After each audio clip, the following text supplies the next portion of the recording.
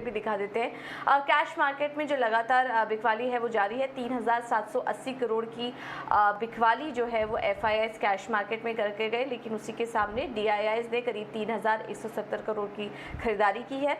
Index future की बात करेंगे तो वहां पर खरीदारी का आंकड़ा है FIIs का करीब 2,860 करोड़ का, और इंडेक्स ऑप्शन में 1198 करोड़ का बिकवाली का आंकड़ा यहाँ पर नजर आ रहा है। तो ये कुछ आंकड़े इस वक्त जो दिखाई दे रहे हैं ये हमने आपके सामने रखे। अब इसको देखते हुए आज भारतीय बाजारों पर रणनीति कैसी बनानी चाहिए ये भी समझ लेते हैं, और हमारे साथ रेलिगेयर ब्रोकिंग के अजीत मिश्रा जुड़ चुके हैं। Ajit, thank you so much ET Now स्वदेश को अपना समय देने के लिए। आज भारतीय बाजारों में कैसे ट्रेड करें? काफी सारी खबरें भी आ रही हैं और इस वक्त जो क्यूज आ रहे हैं वो भी काफी अच्छे हैं। शुरुआत अच्छी होते दिखाई दे रही है एशियाई बाजारों की भी, और ग्लोबली भी संकेत काफी अच्छे दिख रहे हैं। तो कैसे आज अप्रोच करना चाहिए भारतीय बाजारों को?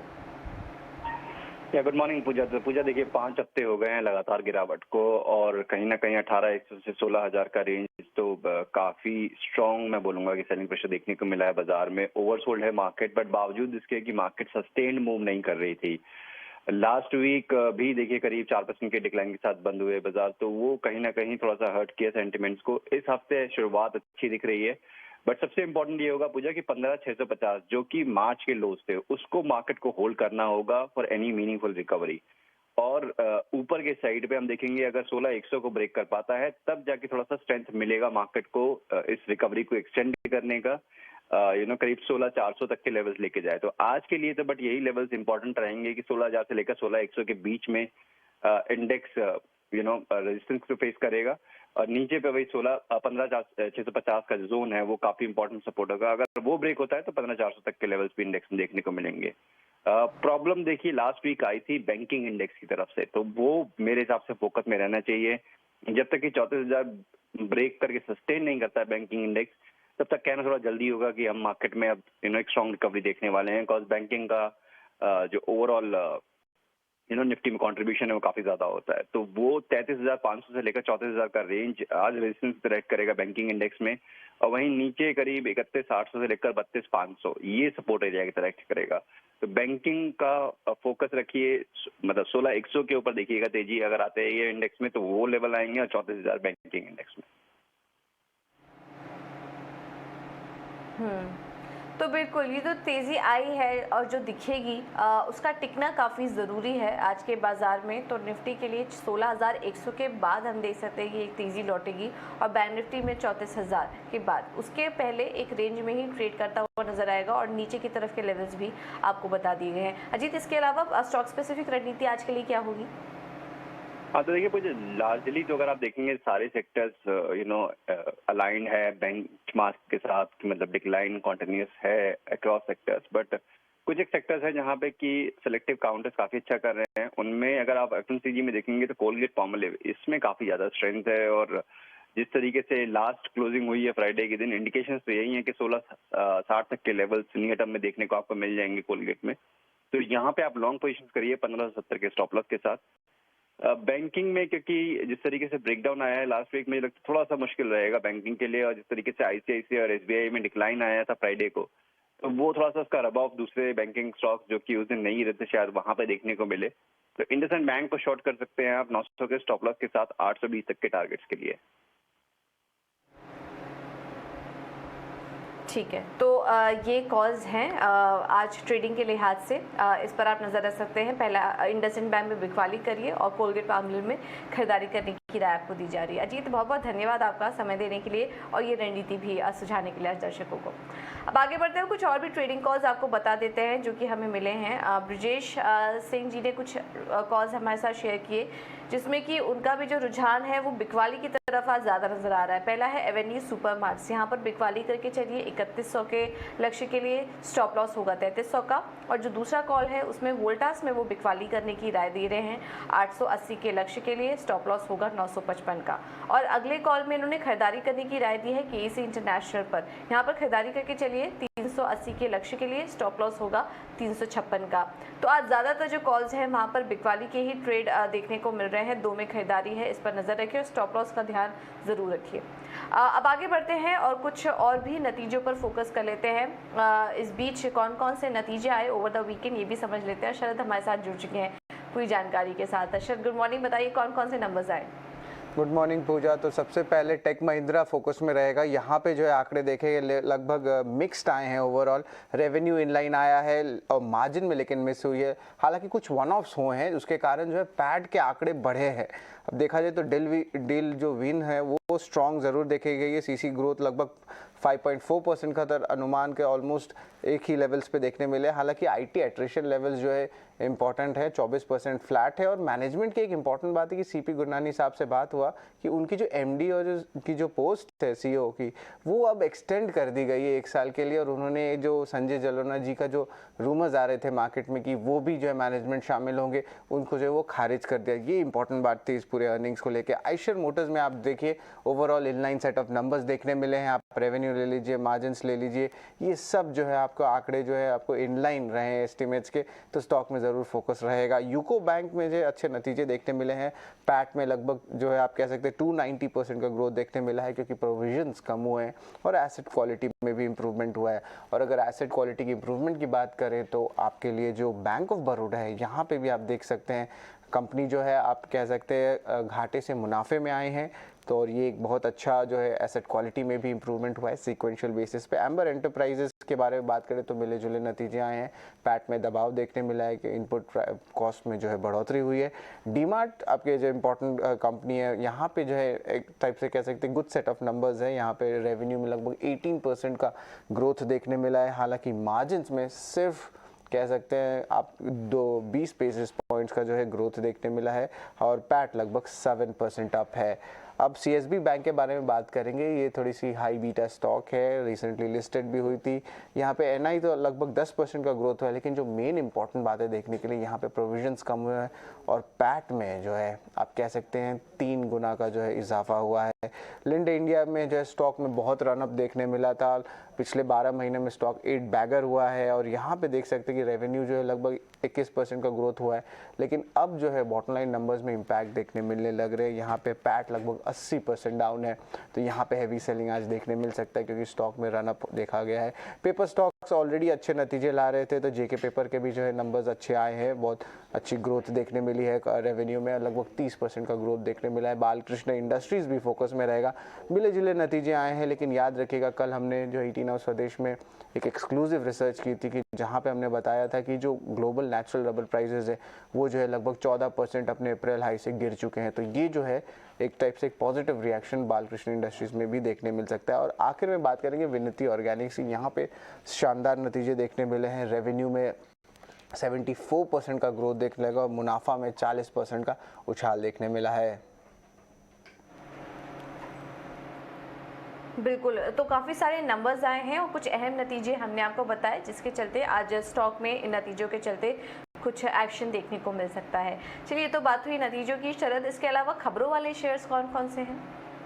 पूजा, तो सबसे पहले पेटीएम के बारे में कहेंगे। यहाँ पे जो उनके ऑपरेशनल अपडेट आती है अप्रैल के महीने में, और यहाँ पे लगातार आप देख रहे हैं जब से कंपनी लिस्ट हुई तब से ऑपरेशनल अपडेट अच्छे आ रहे हैं। यहाँ पे लेंडिंग बिजनेस में ऑलमोस्ट आप कह सकते हैं 5.5 गुना का इजाफा हुआ है। और जो लोन जो दिया जाता है यूजर्स को, इसमें भी आप देख सकते हो ऑलमोस्ट 8.5 गुना का ग्रोथ हुआ है। तो जो आंकड़े देखने मिल रहे हैं ऑपरेशनली नंबर्स बहुत अच्छे लग रहे हैं, लेकिन जो इन्वेस्टर्स का इंपॉर्टेंट बात देखने का है कि प्रॉफिटेबिलिटी कब आता है। मैनेजमेंट ने कहा है कि जो एबिडा पॉजिटिव है अगले 2 या 3 क्वार्टर में कंपनी आ सकती है। मारुति सुजुकी फोकस में रहेगा। यहाँ पे जो है कंपनी ने फाइनलाइज कर लिए लैंड साइट जो है हरियाणा में करने वाले। ऑफकोर्स उनके प्लांट एक मनेसर में ऑलरेडी है और इसमें जो देखा जाए तो 2.5 लाख जो है व्हीकल्स प्रति साल जो है मैन्युफैक्चर होने वाले, और जो पहली फेज है इन्वेस्टमेंट की वो 11,000 करोड़ का रहेगा। तो एक बहुत पॉजिटिव मैनेजमेंट कमेंट्री आ रहा है। आईजीएल भी फोकस में रहेगा। सीएनजी प्राइसेस में बढ़ोतरी हुई है, 2 रुपये प्रति केजी दिल्ली एनसीआर रीजन में होने वाली है, और ये जो है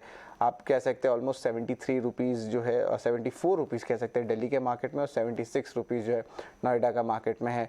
और इसके अलावा अल्केम लैब फोकस में रहेगा और यहाँ पे एक पॉजिटिव रिएक्शन है। यहाँ पे कोई ऑब्जर्वेशंस नहीं आई है। एचआरए जो आपके इंस्पेक्शन हुई थी एक बॉडी से महाराष्ट्र के प्लांट में, तो एक पॉजिटिव न्यूज़ है। पीएनसी इंफ्राटेक फोकस में रहेगा।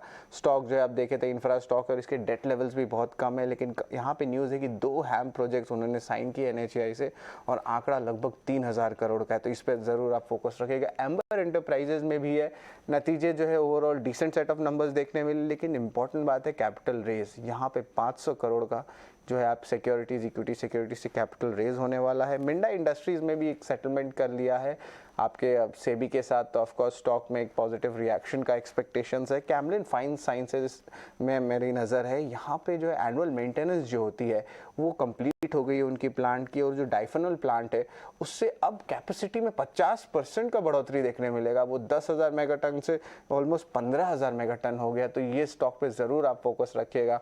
और आखिर में रेलटेल के बारे में बात करेंगे। बहुत सारे 7 या 8 ऑर्डर्स पिछले 3 हफ्ते में ऑलरेडी देखने मिले, और एक और जो है ऑर्डर देखने मिला है, 2 ऑर्डर आए हैं और इसका भी वैल्यू लगभग 250 करोड़ का है। तो ये सारे ओवरऑल स्टॉक्स है जो आज मेरे जो रडार में रहने वाले हैं। बिल्कुल, बहुत बहुत शुक्रिया शरद। सोमवार का दिन अमूमन न्यूज़ फ्लो हैवी होता ही है, लेकिन उसमें से भी कुछ अहम खबरें छाट कर अभी शरद ने आपको बताई। तो इन तमाम स्टॉक्स पर हमारी नज़र रहेगी। लेकिन चलिए अब रुख करते हैं कमोडिटी मार्केट का, वहाँ पर कैसा एक्शन है ये भी समझ लेते हैं। और रवि देओरा हमारे साथ जुड़ चुके हैं कुआजी ग्रुप से ये समझाने के लिए। Ravi, good morning. 18 हाउस प्रदेश को समय देने के लिए धन्यवाद आपका। पहले तो सोने चांदी पर क्या राय बन रही है आपकी, ये बताइए, क्योंकि हम देख रहे हैं कि लगातार गिरावट हो रही है, कमजोरी बनी हुई है, कैसे ट्रेड करें वहाँ पर? Good morning. जरूर से लगातार लास्ट वीक में हमने देखा कि गोल्ड में एंड सिल्वर दोनों में, पर्टिकुलर सिल्वर में ज्यादा, क्योंकि वहाँ पे इंडस्ट्रियल मेटल का नेचर ज्यादा है, तो दोनों कमोडिटीज में बड़ी गिरावट थी। सिल्वर में दूसरा भी प्रॉब्लम था जो चाइना में लॉकडाउन है, और China being biggest consumer of silver, I think वहाँ भी थोड़े डिमांड के कंसर्न्स निकल के आए। हालांकि जो वीकेंड में न्यूज निकल के आया कि शंघाई में धीरे धीरे वो लोग रीओपन करने के लिए सोच रहे, मॉर्निंग में उन्होंने अपना इंटरेस्ट रेट में भी कटौती की, एंड अभी 7:30 बजे उसके इंडस्ट्रियल नंबर्स आने, आई थिंक थोड़े बहुत डिस्काउंट है, नेगेटिव नंबर। तो ये देखते हुए मुझे लग रहा है कि थोड़े बाउंस बैक पे मीन्स के लोअर लेवल से अच्छे रिकवरी के लिए आपको प्ले करना चाहिए। मुझे लग रहा है कि आज गोल्ड में एक अच्छे उछाल देखने को मिल सकते हैं। सिल्वर में भी बेस मेटल्स में जैसे सपोर्ट है, तो इसका भी मुझे लग रहा है कि आज इसमें पॉजिटिव रिकमेंडेशन हम दे रहे हैं। गोल्ड जून कॉन्ट्रैक्ट में मेरा बाय का रिकमेंडेशन है 49,700 के करीब बाय करें। 50,500 तक के लेवल आपको इंट्राडे में गोल्ड में देखने को मिल सकते हैं। 49,420 का स्टॉप लॉस में गोल्ड में रिकमेंड कर रहा हूँ। सिल्वर थोड़ा वॉल्टाइल है, तो मेरे हिसाब से गोल्ड 1800 के इम्पोर्टेंट सपोर्ट के ऊपर इंटरनेशनल मार्केट में है। साथ में फॉरेक्स मार्केट बंद है, तो वहाँ रुपये की वॉल्टालिटी का कम असर गोल्ड के प्राइसेस पे होगा। तो मुझे लग रहा है इसमें शॉर्ट कवरिंग के प्ले के लिए गोल्ड में बाय करना है। ठीक है, तो गोल्ड में बाय करिए, कुछ शॉर्ट कवरिंग देखने को मिल सकती है। लेकिन रवि, इसके अलावा कच्चे तेल में क्या करें? ब्रेंट में तो 4% का उछाल आया है, लेकिन ये तेजी कितनी टिकाऊ है? आगे के लिए ट्रेंड क्या देख रहे हैं आप क्रूड में? हाँ, जरूर सर, खुलते ही थोड़ा मुनाफा वसूली का प्रेशर शायद रहेगा, क्योंकि लास्ट ट्रेडिंग सेशन में इतना उछाल था और इतना कोई पॉजिटिव क्यूज वीकेंड में निकल के आया नहीं है। तो मेरे हिसाब से इमीडिएट दौर पे आपको शायद बड़ी वॉल्टालिटी दिखे, बट उसमें अभी भी मुझे लग रहा है कि कोई सिग्निफिकेंट डिप मिले ओपनिंग पे टूवर्ड्स 8450 8440, क्योंकि अभी इंटरनेशनल मार्केट में 1% तक की मंदी के साथ वहाँ पे व्यापार हो रहा है। तो अगर 1% की मंदी के साथ इंडियन मार्केट में खोले, तो मेरे हिसाब से कल के क्लोज के हिसाब से वो होगा अराउंड 8450। तो वहाँ पे एक बार बाइंग का पोजीशन बनाए, 8400 का stop loss, and upper side मेरा मानना है कि 8600 तक के लेवल्स आपको दिखने चाहिए। अगर ये शंघाई के न्यूज बात करें या आप इंटरनेशनल क्यूज की बात करें, तो मुझे लगा थोड़ा बहुत शॉर्ट कवरिंग वहाँ पे देखने को मिल सकता है। बट गैप अप ओपन हो या फ्लैट ओपन हो तो अवॉइड करना है। एक बार लेवल से वहाँ पे 8450 के करीब बाय करना है। बिल्कुल, तो कच्चे तेल में मुनाफा वसूली देखने को मिल सकती है, कोई ट्रिगर यहाँ पर नहीं है इसके चलते। एक लास्ट सवाल रवि जी, बेस मेटल में आपकी नज़र कहाँ है? जरूर से बेस मेटल थोड़ा काउंटर मिक्स है, एंड चाइना से जो न्यूज आ रहा है उस हिसाब से मिक्स ट्रेंड आगे भी जारी रहेगा।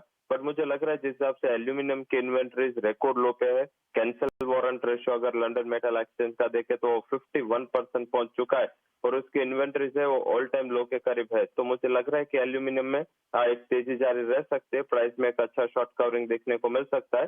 तो मेरा प्रेफरेंस एल्यूमिनियम पे खरीद का रहेगा। एल्यूमिनियम के मे कॉन्ट्रैक्ट में बाय करके चले 234.50 के करीब। 242 तक के टारगेट आपको 1 से 2 ट्रेडिंग सेशन में देखने को मिल सकते हैं।